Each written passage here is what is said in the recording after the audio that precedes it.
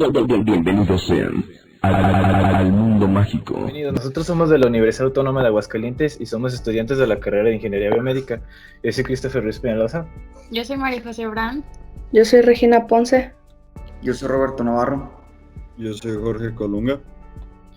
Y hoy vamos a presentar los líquidos corporales y lotes. Nuestro objetivo es que se dará un énfasis en el tema de los riñones y su comportamiento en el cuerpo humano, en el cual se dará un desarrollo al concepto de una ingestión muy variable de líquidos que deben equipararse cuidadosamente con una salida igual de agua para evitar que aumenten o disminuyan los volúmenes corporales del líquido. Yo, Christopher Ruiz, voy a exponer los temas de los comportamientos del líquido corporal, líquido celular, intracelular y el edema, y la formación de la orina por los riñones y filtración glomerular, flujo sanguíneo renal y su control. Yo les explicaré acerca de la formación de la orina por los riñones, reabsorción y secreción tubular. Yo hablaré sobre la concentración y dilución de orina, regulación de la osmolaridad del líquido extracelular y de la concentración de sodio. Mi tema a exponer será regulación renal de potasio, el calcio, el fosfato y el magnesio, integración de los dos mecanismos renales para el control del volumen sanguíneo y del volumen líquido del líquido extracelular. Yo les hablaré sobre la regulación ácido-básica y sobre las nefropatías y diuréticos. Comencemos. El primer tema está constituido por los comportamientos del líquido corporal, líquidos extracelular e intracelular y el edema. Lo primero es la ingestión y pérdida diaria de agua. La ingestión diaria de agua consiste en que el agua ingresa en el cuerpo a través de dos fuentes principales. La primera se ingiere en forma de líquidos o agua contenida en el alimento. Suponen alrededor de 2100 mililitros por día de los líquidos corporales. La segunda se sintetiza en el cuerpo como resultado de la oxidación de los hidratos de carbono en una cantidad de 200 mililitros por día. Esto proporciona un ingreso total de agua de unos 2300 mililitros por día. La pérdida diaria de agua corporal consiste en que la pérdida continua de agua se da por evaporación a través de las vías respiratorias y difusión a través de la piel. A esto se le denomina pérdida insensible de agua porque no somos conscientes de ella. Esta pérdida la minimiza la capa cornificada que está llena de colesterol de la piel. En las heces solo se pierde normalmente una pequeña cantidad de agua, 100 mililitros por día. Lo siguiente es la pérdida de agua por los riñones. El equilibrio entre los ingresos y las pérdidas, así como el equilibrio entre el ingreso y la salida de la mayoría de los electrolitos en el cuerpo es controlado por la intensidad en la que los riñones excretan estas sustancias. Los riñones se enfrentan a la tarea de ajustar la intensidad de la excreción de agua y electrolitos, así como de compensar las pérdidas excesivas de líquidos y electrolitos que se producen. Lo siguiente es el comportamiento del líquido corporal. El líquido corporal total se distribuye entre dos compartimientos, el líquido extracelular y el líquido intracelular. El líquido extracelular se divide en el líquido intersticial y el plasma sanguíneo. Existe otro pequeño comportamiento de líquido que se denomina líquido transcelular. Alrededor de 28 a 42 litros de líquido corporal están dentro de los 100 billones de células y se les denomina en conjunto líquido intracelular. Todos los líquidos al exterior de las células se denominan líquido extracelular. Los dos compartimientos más grandes del líquido extracelular son el líquido intersticial y el plasma. La sangre contiene el líquido extracelular, el líquido del plasma, y el líquido intracelular contiene el líquido de los eritrocitos. Alrededor del 60% de la sangre es plasma y el 40% son eritrocitos. Lo siguiente son los constituyentes del líquido intracelular y extracelular. Al contrario del líquido extracelular, el líquido intracelular contiene solo mínimas cantidades de iones de sodio y de cloro y casi ningún ion de calcio. A pesar de esto, contienen grandes cantidades de iones de potasio y de fosfato, además de cantidades moderadas de iones de magnesio y de sulfato, las cuales se encuentran en las concentraciones bajas del líquido extracelular. Los siguientes son anomalías clínicas y consecuencias clínicas. Las sustancias que atraviesan fácilmente las membranas pueden causar desplazamientos transitorios del volumen líquido entre los líquidos intracelular y extracelular. Algunos de los diferentes factores que pueden hacer que los volúmenes extracelular e intracelular cambien mucho como consecuencia es la excesiva ingestión de agua, deshidratación, la infusión intravenosa de diferentes tipos de las soluciones, la pérdida de cantidades normales de líquido por el sudor a través de los riñones.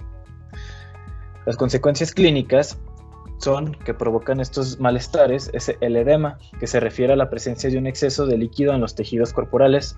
En la mayoría de los casos, el edema aparece sobre todo en el comportamiento del líquido extracelular, pero puede afectar también el líquido intracelular. También puede provocar una hiponatremia, que se define como el exceso de agua o pérdida de sodio. y la hipernatremia, que es lo contrario, que se define como la pérdida de agua o exceso de sodio. Lo siguiente es la formación de la orina por los riñones, filtración glomerular, flujo sanguíneo renal y su control. Múltiples funciones del riñón en la homeostasis. Los riñones tienen la función de eliminar del cuerpo los materiales de desecho que se han ingerido o que se han producido en el metabolismo. Una segunda función que es especialmente crítica es controlar el volumen y la absorción de los líquidos corporales. Los riñones realizan sus funciones más importantes, que son el filtrado de plasma y eliminado de sustancias, con una intensidad variable dependiendo de las necesidades del cuerpo. Finalmente, los riñones aclaran las sustancias no deseadas del filtrado, excretándolas a la orina mientras devuelven las sustancias necesarias de nuevo a la sangre. Lo siguiente son las anatomías fisiológicas de los riñones. Los riñones se disponen en la pared posterior del abdomen, fuera de la cavidad peritoneal. La cara medial de cada riñón contiene una red con una muesca llamada ilio por la que pasa la arteria y venas renales, los linfáticos y la inervación y el uréter que transporta la orina final desde el riñón hasta la vejiga, donde se almacena hasta que se vacía. Las dos regiones principales de un riñón son la corteza externa y las regiones internas de la médula. La médula se divide de 8 a 10 masas de tejido en forma de cono, llamadas pirámides renales.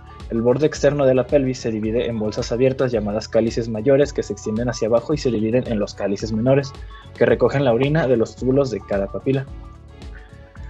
Lo siguiente es la irrigación renal, que consiste en que la arteria renal entra en el riñón a través del ilio y después se ramifica progresivamente hasta formar las arterias interlobulares, las arterias arciformes, las arterias interlobulares y las arteriolas aferentes, donde se filtran grandes cantidades de líquido y solutos para comenzar la formación de la orina. Lo siguiente es la micción. La micción es el proceso mediante el cual la vejiga urinaria se vacía. Cuando está llena se realizan dos pasos. Primero, la vejiga se llena progresivamente hasta que la tensión en sus paredes aumenta por encima de un umbral.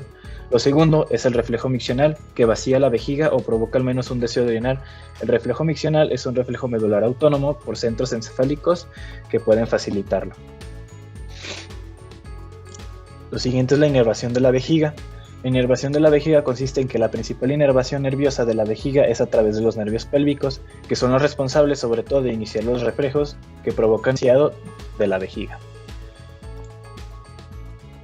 Lo siguiente es la formación de la orina. La formación de la orina comienza cuando una gran cantidad de líquido que casi no dispone de proteínas se filtra desde los capilares glomerulares a la cápsula de Bowman. A medida que el líquido abandona la cápsula de Bowman y a pasar a través de los túbulos se modifica por la reabsorción de agua y solutos específicos de los capilares peritubulares hacia los túbulos. Por último tenemos el flujo sanguíneo renal y consumo de oxígeno. Considerando el hecho de que los dos riñones constituyen alrededor del 0.4% del peso total del cuerpo, podemos percibir fácilmente que reciben un flujo extremadamente grande de sangre comparado a otros órganos. El flujo sanguíneo combinado a través de los dos riñones es de unos 1100 mililitros por minuto o un 22% del gasto cardíaco. Como en otros tejidos, el flujo sanguíneo aporta a los riñones nutrientes y se lleva los productos de desecho, pero el elevado flujo renal supera mucho sus necesidades. Una gran fracción del oxígeno consumido por los riñones se relaciona con la elevada reabsorción de túbulos renales.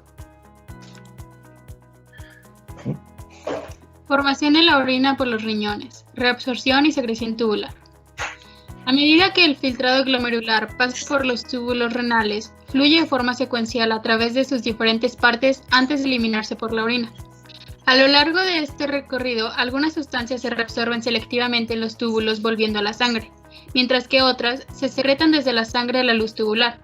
Finalmente, la orina ya formada y todas las sustancias que contiene representan la suma de los tres procesos básicos que se producen en el riñón, los cuales son filtración glomerular, reabsorción tubular y secreción tubular. Siguiente. Para muchas sustancias, la reabsorción tubular desempeña un papel mucho más importante que la secreción en lo que se refiere a su excreción final por la orina, pero la secreción tubular es responsable de las cantidades significativas de iones de potasio e hidrógeno y de algunas otras sustancias que aparecen en la orina. La reabsorción de agua y de solutos comprende una serie de pasos de transporte. La reabsorción a través del epitelio tubular hacia el líquido intersticial se efectúa mediante un transporte activo y pasivo, y por los mismos mecanismos básicos se realiza el transporte a través de otras membranas del cuerpo. La reabsorción pasiva del agua mediante ósmosis está acoplada a la reabsorción de sodio. Cuando los solutos se transportan fuera del túbulo mediante un transporte activo, primario o secundario, sus concentraciones tienden a reducirse dentro del túbulo y a aumentar en el intersticio renal. Esto crea una gran diferencia de concentración que se produce en la ósmosis del agua en la misma dirección que la de los solutos que se transportan. Una gran parte del flujo osmótico de agua en los túbulos proximales se produce a través de las uniones estrechas que hay entre las células epiteliales y a través de las próximas células. Reabsorción y secreción a lo largo de diferentes partes de la nefrona. Alrededor del 65% de la carga filtrada de sodio y agua y algo menos del cloro filtrado se reabsorbe en el túbulo proximal antes de que el filtrado alcance el asa de Henle. Estos porcentajes pueden aumentar o disminuir en diferentes condiciones fisiológicas. En la primera mitad del túbulo proximal, el sodio se reabsorbe mediante cotransporte, junto a la glucosa, los aminoácidos y otros solutos. Pero al contrario, en la segunda mitad del túbulo proximal, poca glucosa y aminoácidos quedan por reabsorberse. Transporte de solutos y agua en el asa de Henle. El asa de Henle consta de 3 segmentos con funciones distintas: el segmento descendente fino, el segmento ascendente fino y el segmento ascendente grueso. Los segmentos descendente fino y ascendente fino tienen membranas epiteliales finas sin bordes en cepillo, pocas mitocondrias y niveles mínimos de actividad metabólica. La parte descendente del segmento fino es muy permeable y el agua moderadamente a la mayoría de los solutos, incluidos la urea y el sodio.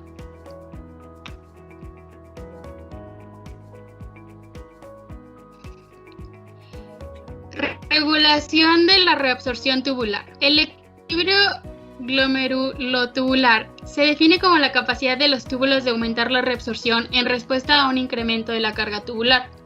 Uno de los mecanismos más básicos de control de la reabsorción tubular es la capacidad intrínseca de los túbulos de aumentar su reabsorción en respuesta a una mayor carga tubular.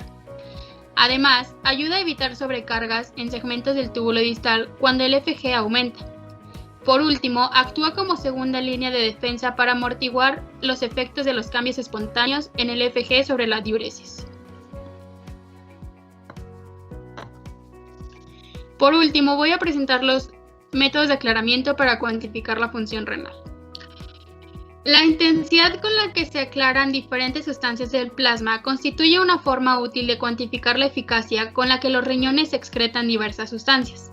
Por definición, el aclaramiento renal de una sustancia es el volumen de plasma que queda completamente desprovisto de la sustancia por unidad de tiempo. Esta idea es algo abstracta, porque no hay ningún volumen de plasma que quede completamente aclarado de una sustancia. Pero el aclaramiento renal es una forma útil de cuantificar la función excretora de los riñones y puede usarse para cuantificar el flujo de sangre que pasa por los riñones, así como las funciones básicas de los riñones. Concentración y dilución de orina, regulación de la osmolaridad del líquido extracelular y de la concentración de sodio. La concentración total de solutos en el líquido extracelular está determinada por la cantidad de soluto dividida por el volumen del líquido extracelular. La concentración de sodio y la osmolaridad del líquido extracelular están reguladas por la cantidad de agua extracelular. El agua corporal está controlada por la ingestión del líquido y la excreción renal del agua. Mecanismos que permiten al riñón eliminar el agua excretando una orina diluida. Los riñones excretan un exceso de agua mediante la formación de orina diluida. Los riñones normales poseen una capacidad enorme para variar las proporciones relativas de solutos y agua en la orina en respuesta a diversos desafíos. Cuando existe un exceso de agua en el organismo y la osmolaridad del agua corporal está reducida, el riñón puede excretar una orina con una osmolaridad de tan solo 50 miliosmoles por litro. Cuando existe una deficiencia de agua y la osmolaridad del líquido extracelular está elevada, el riñón puede excretar orina con una concentración entre 1200 y 1400 miliosmoles por litro. Hormona antidiurética ADH controlada por la concentración de orina. Cuando la osmolaridad de los líquidos corporales aumenta por encima de lo normal, El lóbulo posterior de la hipófisis secreta más ADH que aumenta la permeabilidad al agua. Esto permite que se reabsorban grandes cantidades de agua y que disminuya el volumen urinario. Cuando hay un exceso de agua en el organismo y la osmolaridad del líquido extracelular se reduce, desciende la secreción de ADH en el lóbulo posterior a la hipófisis. Mecanismos renales para excretar una orina diluida. El mecanismo de formación de orina diluida consiste en la reabsorción continua de solutos en los segmentos distales del sistema tubular, mientras no se reabsorbe el agua. Los riñones conservan agua excretando una orina concentrada. El ser humano pierde continuamente a través de diversas vías, como los pulmones por la evaporación hacia el aire respirado, el aparato digestivo a través de las heces, la piel a través de la evaporación y la sudoración, los riñones a través de la excreción de orina. Entonces, ¿por qué beber agua de mar produce deshidratación? El riñón debe excretar también otros solutos, en especial la urea, cuando la orina está concentrada al máximo. Esto daría lugar a una pérdida neta de líquido de 1 litro por cada litro de agua de mar bebida, lo que explica la rápida deshidratación que se produce cuando las víctimas de naufragio beben agua de mar. Densidad específica de la orina. Se usa en los centros clínicos para proporcionar una rápida estimación de la concentración de solutos en orina. La mayoría de los laboratorios realizan la medición con un refractómetro. Asa de Henle. Asa descendente de Henle. La rama descendente es muy permeable al agua, pero mucho menos al cloruro de sodio y a la urea. Asa ascendente fina de Henle. Es prácticamente impermeable al agua, pero reabsorbe parte del cloruro de sodio. Asa ascendente gruesa de Henle. Es impermeable al agua, pero grandes cantidades de sodio, cloro, potasio y otros tipos de iones se transportan activamente desde el túbulo hacia el intersticio medular. Primera parte del túbulo distal. Tiene lugar a medida que los solutos se reabsorben mientras el agua permanece en el tubo. Parte final del túbulo distal y túbulos colectores corticales. La osmolaridad del líquido depende de la concentración de ADH. Con concentraciones altas de ADH, estos túbulos son muy permeables al agua y se reabsorben cantidades significativas de agua. Conductos colectores medulares internos. También depende de la ADH y la osmolaridad del intersticio medular. Control de la osmolaridad y de la concentración de sodio del líquido extracelular. Dos sistemas fundamentales están implicados especialmente en la regulación de la concentración de sodio y osmolaridad del líquido extracelular: el sistema osmorreceptor ADH y el mecanismo de la sed. Mecanismo de apetito por la sal para el control de la concentración de sodio y el volumen del líquido extracelular. La mayoría de las personas consumen más sodio del necesario para la homeostasis, y hay pruebas de que esta ingestión actual de sodio puede tener relación con trastornos cardiovasculares como la hipertensión. Los líquidos corporales y los riñones. Primer tema: regulación renal del potasio. Regulación de la excreción y concentración de potasio en el líquido extracelular. Este control es preciso y necesario porque muchas funciones celulares son muy sensibles a los cambios en la concentración del potasio en el líquido extracelular, y es tan importante que en un aumento de la concentración de potasio de solo 3 a 4 miliequivalentes puede provocar arritmias cardíacas, concentraciones mayores y una parada cardíaca o fibrilación. Líquido extracelular. La concentración de potasio en el líquido extracelular está regulada normalmente de unos 4.2 miliequivalentes y raramente disminuye o aumenta a más menos 0.3 miliequivalentes. En una consecuencia de no eliminar rápidamente el líquido extracelular del potasio ingerido, sería que podría causar una hiperpotasemia, además de una pequeña pérdida de potasio del líquido extracelular podría provocar una hipopotasemia. Esto nos lleva a la conclusión de la importancia que tiene la regulación renal en el cuerpo. Aquí en esta imagen nos muestran lo que es una hiperpotasemia y una hipopotasemia grave. La hiperpotasemia es el aumento de la concentración plasmática en el potasio. La hipopotasemia plasmática es la concentración plasmática de potasio en bajas concentraciones. Aquí nos muestra la imagen las ondas en cómo se comporta el riñón y cómo lo podemos detectar.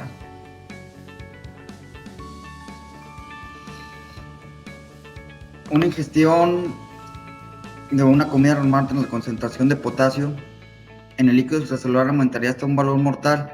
Si el potasio ingerido no se moviera rápidamente hacia el interior de las células, causaría estos problemas que acabamos de comentar. Afortunadamente, la mayor parte del potasio ingerido pasa rápidamente al interior de las células hasta que los riñones pueden eliminar el exceso.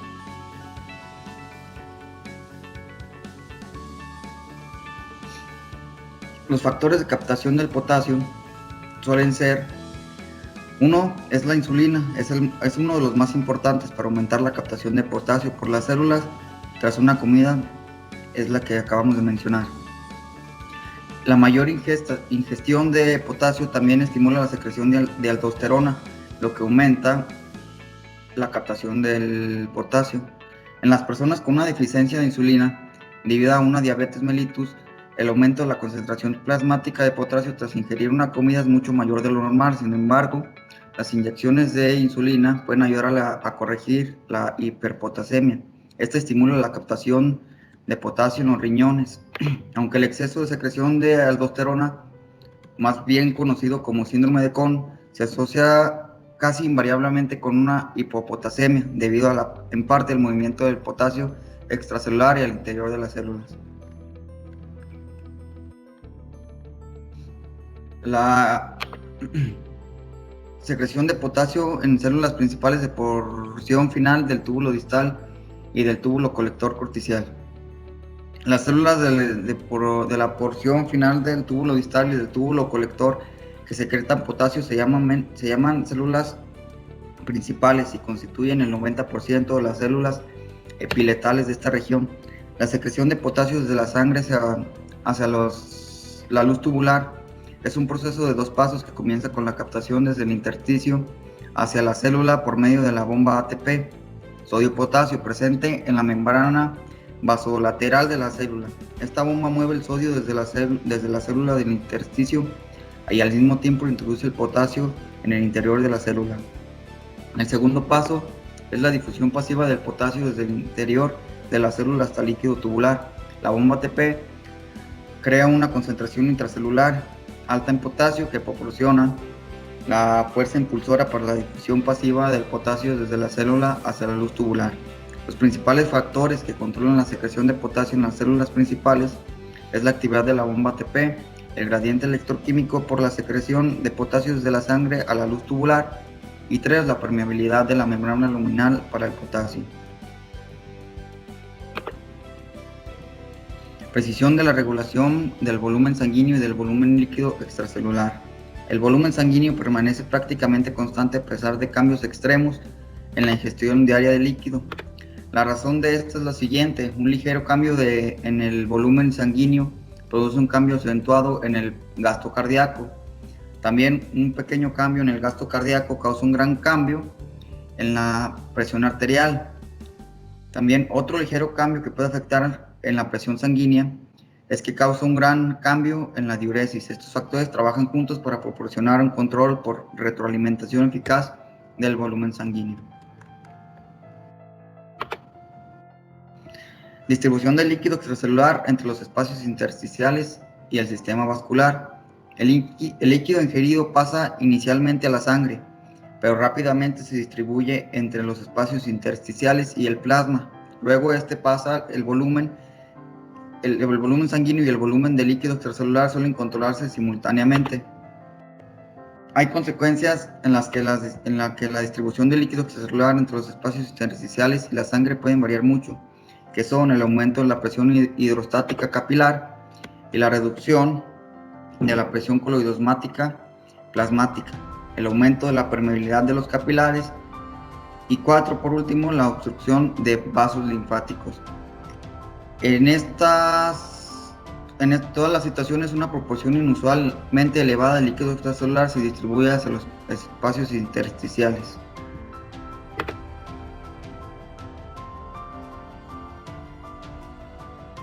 El sistema nervioso simpático controla la excreción renal. Como los riñones reciben una inervación simpática extensa, los cambios en la actividad simpática pueden alterar la excreción renal de sodio y agua, así como la regulación del volumen de líquido extracelular en ciertas condiciones.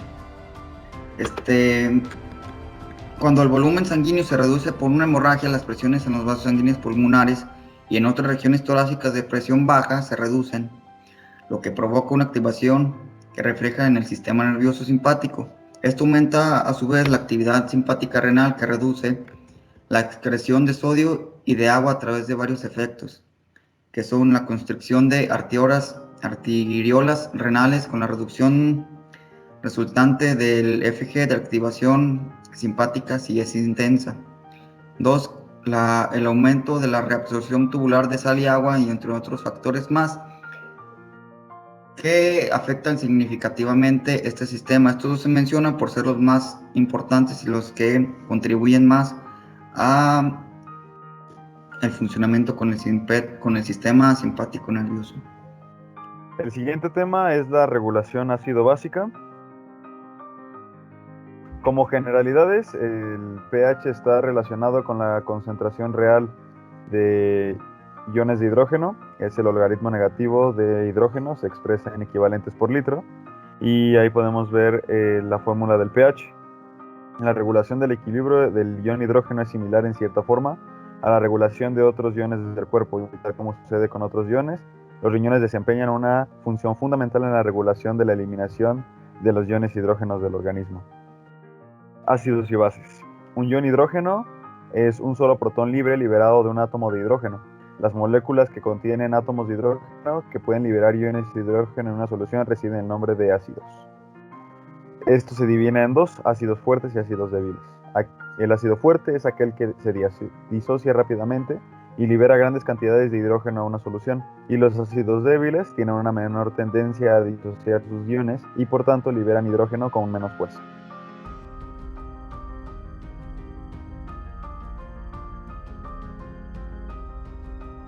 Tenemos aquí la ecuación Henderson-Hasselbalch para calcular el pH, conociendo los valores de bicarbonato y también del PCO2, que es la presión parcial de dióxido de carbono.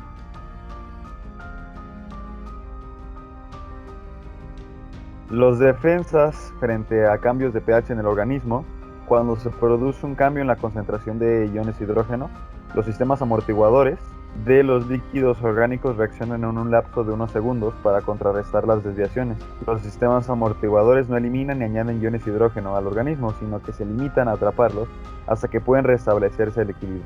La segunda línea de defensa, el aparato respiratorio, actúa en unos pocos minutos, eliminando CO2 y por tanto H2CO2 del organismo. Estas dos primeras líneas de defensa impiden que la concentración de iones de hidrógeno cambie demasiado, hasta tanto comienza a funcionar la tercera línea de defensa de respuesta más lenta pero más efectiva, es decir, riñones, que pueden eliminar el exceso de ácido o de base.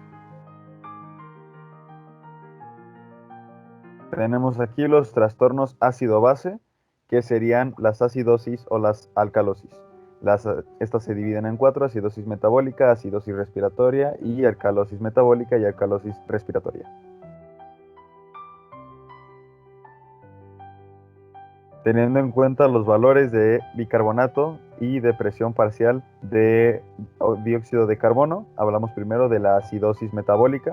Lo compensa el centro respiratorio, es decir, los pulmones, y se trata de un desequilibrio en los mecanismos de regulación de iones de hidrógeno, producida por una generación anómala de ácidos, pérdida excesiva de base o bien una inadaptación renal a la acidificación. Aquí el bicarbonato baja, el pH baja y la presión parcial también baja.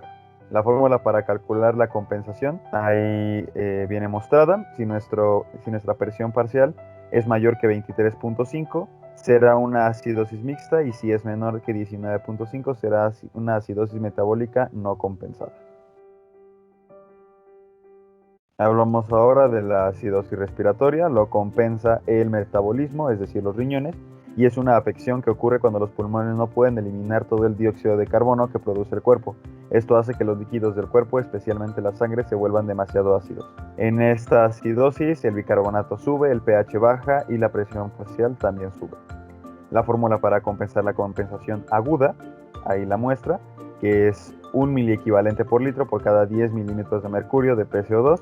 Si nuestro bicarbonato es mayor que 30, será una acidosis metabólica descompensada, y si es menor que 26, será una acidosis mixta. En la siguiente tenemos una fórmula para calcular la compensación crónica del bicarbonato.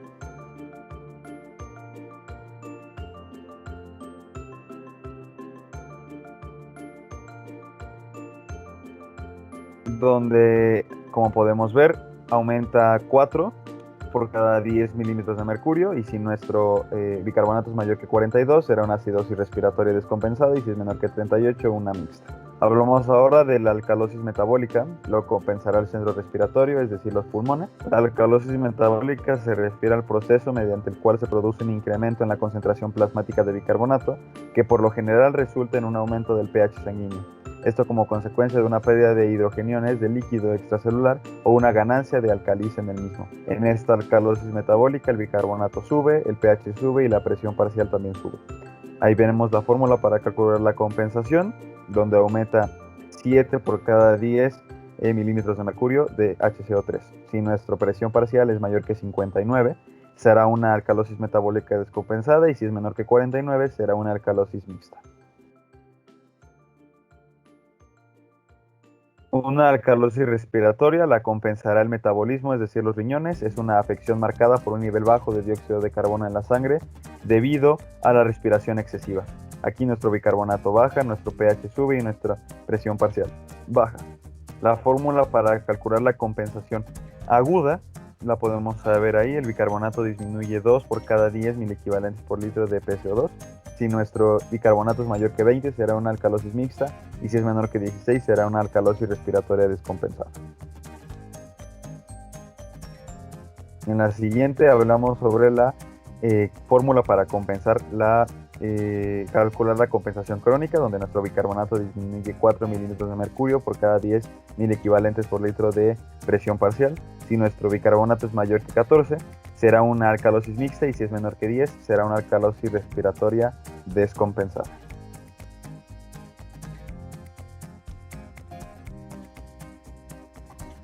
Ahí vemos otra vez lo que pasa con nuestro bicarbonato, con nuestro pH y con nuestra presión parcial en las diferentes tanto acidosis como alcalosis. Y bueno, eso sería todo sobre ácidos y bases.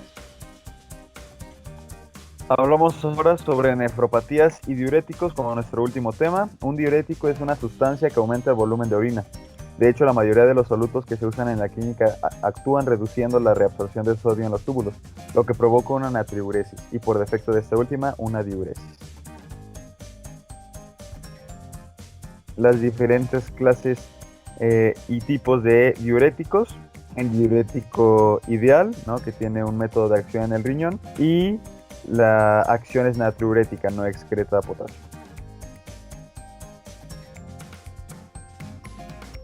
Tenemos los diuréticos osmóticos. Su lugar de acción es principalmente en los túbulos proximales, y bueno, lo que hacen son las sales acidificantes. Los diuréticos de acción proximal, ¿no?, donde su campo de acción es en los túbulos proximales, también son estos inhibidores de anhidrasa carbónica. Y los diuréticos de asa inhiben el cotransporte de sodio, calcio y cloro en la membrana luminal, y su mayor campo de trabajo es en la asa gruesa ascendente de Henle. Los diuréticos de acción distal detienen potasio y son antagonistas de la aldosterona. Hablamos ahora de las nefropatías. Las nefropatías graves pueden dividirse en dos categorías principales. La primera sería la insuficiencia renal aguda, y la segunda la insuficiencia renal crónica. Esta, a su vez, la insuficiencia renal aguda, se divide en tres. La prerrenal se denomina cuando hay un menor aporte sanguíneo renal. Sus mayores causas son la reducción de volumen intravascular, una insuficiencia cardíaca y una vasodilatación periférica e hipotensión resultante. La intrarrenal se denomina debido a anomalías dentro del propio riñón. Sus mayores causas son la lesión de vasos pequeños o glomerular, una lesión epitelial tubular y una lesión intersticial renal. Y la posrenal, debido a una obstrucción del sistema colector urinario en cualquier lugar entre los cálices y la salida vesical.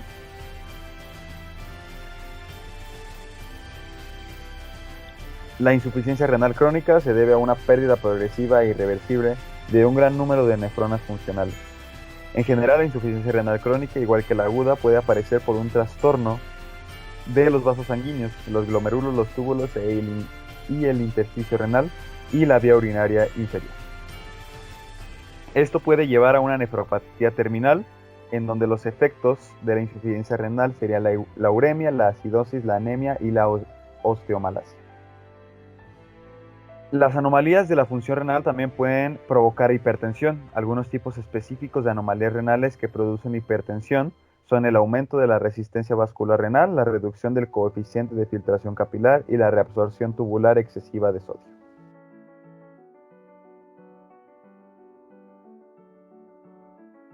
Si cualquier gen necesario falta o es anormal, los túbulos pueden carecer de una de las proteínas transportadoras adecuadas o de una de las enzimas necesarias para el transporte de solutos por las células epiteliales tubulares renales. Además, la lesión de la membrana epitelial tubular por toxinas o isquemia puede dar lugar a trastornos tubulares renales importantes, los cuales son una glucosuria renal, los riñones son incapaces de reabsorber glucosa, una aminoaciduria, los riñones son incapaces de reabsorber aminoácidos, una hipofosfatemia renal, los riñones son incapaces de reabsorber fosfato, una acidosis tubular renal, los riñones son incapaces de secretar iones de hidrógeno, una diabetes insípida nefrógena, los riñones son incapaces de responder a la hormona antidiurética, y un síndrome de Fanconi, que es un defecto generalizado de la reabsorción de los túbulos renales, síndrome de Bartter, reducción de la reabsorción de sodio, cloruro y potasio en las asas de Henle, síndrome de Gitelman, reducción de la reabsorción de cloruro de sodio en los túbulos distales, síndrome de Liddle, aumento de la reabsorción de sodio.